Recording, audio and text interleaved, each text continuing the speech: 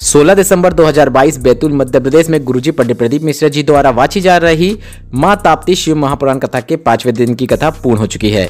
आज की कथा में गुरुजी ने बिल्कुल नया उपाय बताया है। यह उपाय आपको बेलपत्र के पेड़ के नीचे करना है। इस उपाय को करने से जीवन में आई विपत्ति और सभी समस्याएं दूर हो जाती हैं। यह उपाय कब और कैसे करना है वह हम आपको इस वीडियो के अंत में बताएंगे। उससे पहले आज की कथा में गुरुजी के बताए 19 उपाय, पत्र और उपयोगी जानकारी हम आपको बता रहे हैं। अगर आपने आज की कथा नहीं सुनी है तो पूरी कथा का रास्ता तो आपको इस छोटे से वीडियो से प्राप्त हो जाएगा। बढ़ते हैं पहली जानकारी की ओर। गुरुजी ने बताया हमें शरीर से नहीं दिल से भजन करना चाहिए। जैसे कोई माँ का बच्चा रो रहा होता है पर माँ घर पे काम कर रही होती है, उससे कोई कहता है कि तुम्हारा बच्चा रो रहा है तो माँ कहती है वह रोता ही रहता है, उसे रोने दो, मुझे काम करना है। पर अगर वही बच्चा एकदम से चीख मार दे तो माँ दौड़ के उसके पास जाती है और उसको देखती है कि उसे क्या हो गया है।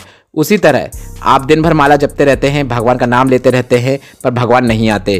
पर एक दिन भी अगर आपने दिल से भगवान को पुकार लिया तो वह दौड़कर आपके पास आ जाते हैं। बढ़ते हैं आज की कथा की दूसरी जानकारी की ओर। उषा जी सौसर छिंदवाड़ा से पत्र लेकर आई जिसमें उन्होंने लिखा, गुरुजी भोलेनाथ की महिमा का क्या वर्णन करूं, उन्होंने मुझे क्या दिया है। मेरा विश्वास जागृत हो गया है। मेरा शिव जी पर विश्वास था, मैं मंदिर भी जाती थी, पर शिव महापुराण से जो विश्वास बना है वह पहले नहीं था। मैंने एक दिन भोलेनाथ की परीक्षा ले ली जिसके लिए मैं क्षमा चाहती हूँ। मेरे बेटा और मेरी बेटी दोनों के यहाँ औलाद नहीं थी, संतान सुख नहीं था और कथा को सुनते सुनते मैंने संकल्प लिया कि इतना बड़े दयालु हैं आप, इतने बड़े कृपालु हैं। और सीहोर वाले महाराज हमेशा कहते रहते हैं कि कथा सुनते सुनते दिल से कामना करो, वह पूर्ण निश्चित होती है। तो मैंने भी कथा सुनते सुनते कामना कर ली। साथ ही मैंने दोनों से सफेद आंकड़े की जड़ वाला उपाय भी करवाया। मेरे बेटे और मेरी बेटी दोनों के घर में संतान हुई है, दोनों के यहाँ बेटा हुआ है। कथा सुनकर किए इस संकल्प को 3 महीने भी नहीं हुए थे और भोलेनाथ ने झोली भर दी। आभार व्यक्त करने कथा पंडाल में आई हूँ। बढ़ते हैं आज की कथा की तीसरी जानकारी की ओर। ताप्ती शिव महापुराण कथा जो कि बैतूल में चल रही है और कथा के दूसरे दिन से रोज रात को बारिश हो रही है। गुरुजी ने बताया रोज यहाँ पर 1 हथेली बराबर पानी भर जाता है और हाईवे में लोग पन्नी बेचने आते हैं, उनसे लोग पन्नी लेकर यहाँ पर बिछाकर ऐसे सोते हैं कि ऐसा लग रहा होता है कि विष्णु भगवान सागर में विराजमान है। इसके बाद गुरुजी ने कहा नमन है ऐसी भक्ति को।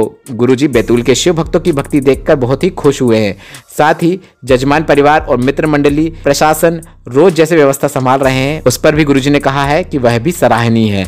बढ़ते हैं आज की कथा की चौथी जानकारी की ओर। गुरुजी ने बताया आपको कभी भी अपने कर्म से पीछे नहीं हटना है। 1 लोटा जल चढ़ा रहे हो उसमें भी आपका कर्म होना चाहिए। 1 चावल का दाना, 1 बेलपत्र भी शिवलिंग को अर्पित कर रहे हो तो इस बात का ध्यान रखें कि इसमें भी आपको अपना कर्म करना है, क्योंकि आपके कर्म ही आपके फल को निर्धारित करते हैं। बढ़ते हैं आज की कथा की 5वीं जानकारी की ओर।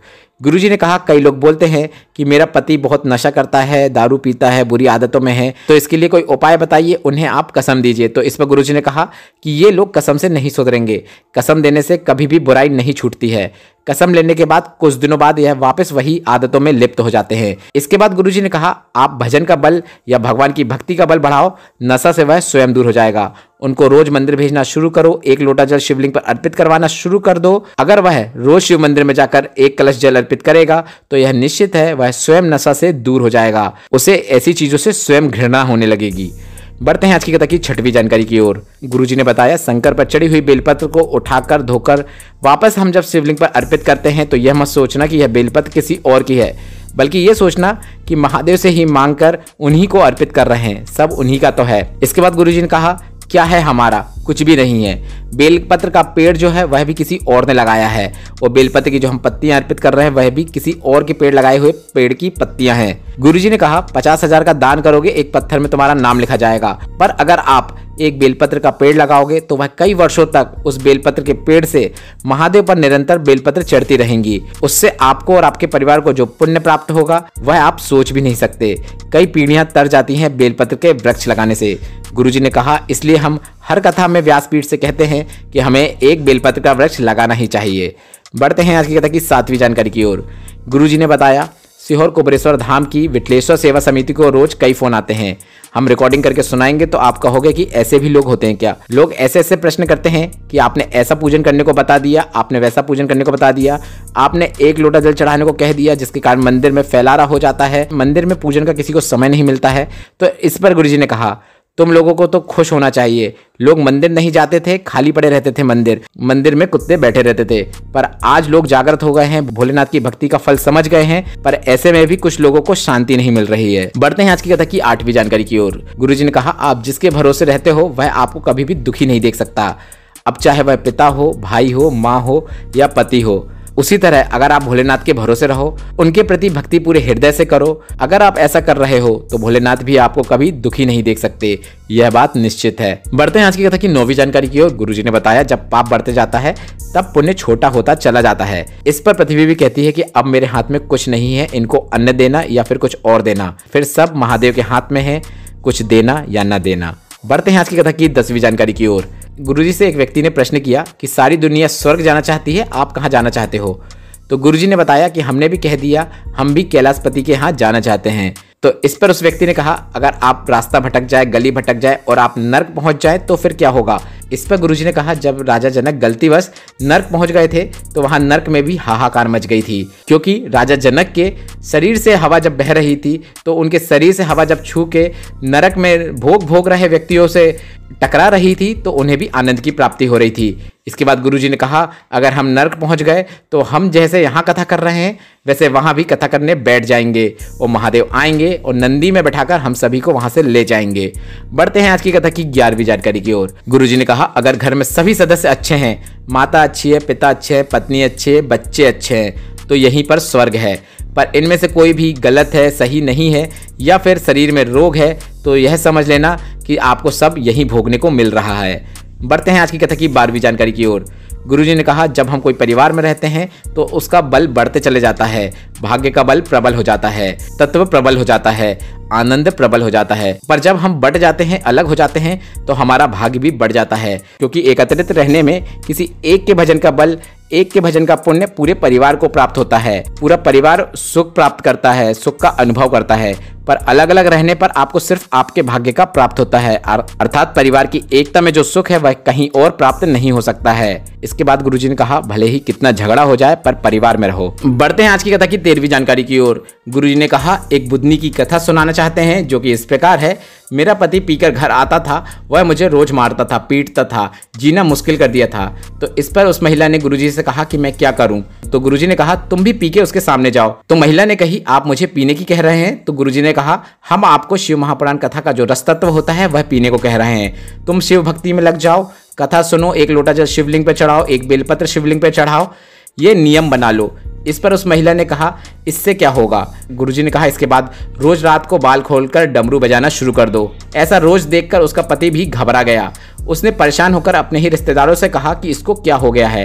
वे रिश्तेदार भी बोले कि पीकर आई है शायद। ऐसा रोज होता देख पति भी घबरा गया और वह भी शराब से दूर हो गया। इसके बाद गुरुजी ने बताया, वह महिला गुरुजी को श्रीफल देने आई थी और बता रही थी कि मेरे पति ने शराब छोड़ दी है, जिसका आभार व्यक्त करने आई हूँ। बढ़ते हैं आज की कथा की 14वीं जानकारी की ओर। गुरुजी ने बताया, हमने इस शरीर के द्वारा ताप्ती माँ का वर्णन प्राप्त किया है, जानकारी प्राप्त की है। कैसे माँ ताप्ती उस समय हस्तिनापुर के घर घर में जाकर सभी से पार्थिव शिवलिंग का निर्माण करने को कहा था, पूजन करने को कहा था, जिससे हस्तिनापुर में आए अकाल, पैसों की कमी प्रत्येक घर में पार्थिव शिवलिंग की पूजन करने से दूर हो सके और सभी का घर धन संपदा से भर जाए।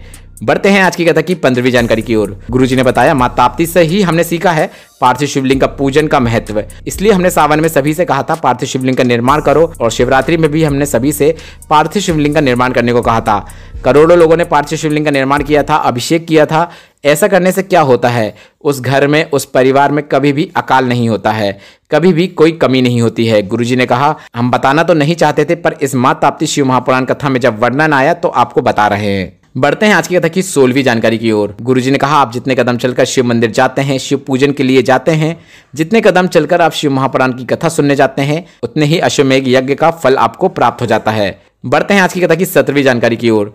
कुसुम सिंह जी पत्र लेकर आए, जिसमें उन्होंने लिखा, सोयाबीन बोई थी, बाद में वर्षा नहीं हुई, फसल सूखने लगी थी। फिर हम सभी महिला मंडल ने मिलकर भोलेनाथ का भजन करने का मन बनाया और मंदिर में जाकर भोलेनाथ का भजन किया और साथ में पार्थिव शिवलिंग बनाकर उसका पूजन किया। लौटकर आए और देखा बाबा ने हमारे खेतों में वर्षा कर दी। उस दिन से भोलेनाथ पर विश्वास प्रबल हो गया है। बढ़ते हैं आज की कथा की 18वीं जानकारी की ओर। गुरुजी ने बताया, एक पुष्प की मात्र एक पंखुड़ी या फिर एक पत्ती भी मिल जाए और उसको अगर आप बेलपत्र समझकर, तो महादेव उसको भी स्वीकार कर लेंगे। शिव महापुराण की कथा कहती है, अगर आपको 100 वर्ष की आयु चाहिए तो आपको प्रतिदिन 100 बार महादेव के सामने शीश झुकाना चाहिए, नमन करना चाहिए, अर्थात महादेव को 100 बार दिन में याद करना चाहिए। आपको प्रतिदिन महादेव के मंदिर में जाकर सर झुकाना सीख लेना चाहिए। बढ़ते हैं आज की कथा की 19वीं और अंतिम जानकारी की ओर। आज गुरुजी ने एक और नया उपाय बताया है जो कि इस प्रकार है। गुरुजी ने कहा है कि मैं मेरी बहनों से, माताओं से, भाइयों से, जीजाओं से एक निवेदन करना चाहूँगा। जब भी दुख की घड़ी आ जाती है, दुख सामने आके खड़े हो जाता है और ऐसा लगता है कि समस्या बहुत बड़ी है, तो आपको कुछ नहीं करना है। बस बेलपत्र के पेड़ के नीचे जाकर बेलपत्र के पेड़ के नीचे की ही मिट्टी का उपयोग करते हुए आपको एक पार्थिव शिवलिंग का निर्माण करना है। इसके बाद उसी बेलपत्र के पेड़ के नीचे आपको थोड़ा सा जल छोड़ देना है। यह जल आपको 5 बार छोड़ना है। इसके बाद आपको 5 बेलपत्र उस पार्थिव शिवलिंग के ऊपर अर्पित कर देना है। एक घी का दीपक लगाकर हाथ जोड़कर महादेव से निवेदन करो। इसके बाद पार्थिव शिवलिंग जो बनाई है उसका विसर्जन कोई नदी या तालाब में कर दो। बस इतना कर देने से बाबा आपका हाथ पकड़ लेंगे और जीवन की सभी परेशानियों से आपको दूर कर देंगे। केवल पार्थिव शिवलिंग का निर्माण का बहुत महत्व है। कोई विद्वान ब्राह्मण मिल जाए तो आप उससे पूजन करवा सकते हैं, अभिषेक करा सकते हैं, और अगर ऐसा नहीं है तो आप स्वयं भी पूजन और अभिषेक कर सकते हैं। यह उपाय आप प्रत्येक मासिक शिवरात्रि में कर सकते हैं और आप चाहो तो 21 दिसंबर प्रदोष के इस शुभ अवसर में पड़ रही शिवरात्रि में इस उपाय को करके अति उत्तम फल प्राप्त कर सकते हैं। आज की कथा आपको कैसी लगी कमेंट करके जरूर बताइएगा, और उपायों से संबंधित प्रश्न आप मुझसे कमेंट के जरिए पूछ सकते हैं। और मेरे द्वारा दी गई यह जानकारी अगर आपको उपयोगी लगी हो तो वीडियो को लाइक करके कमेंट बॉक्स में हर हर महादेव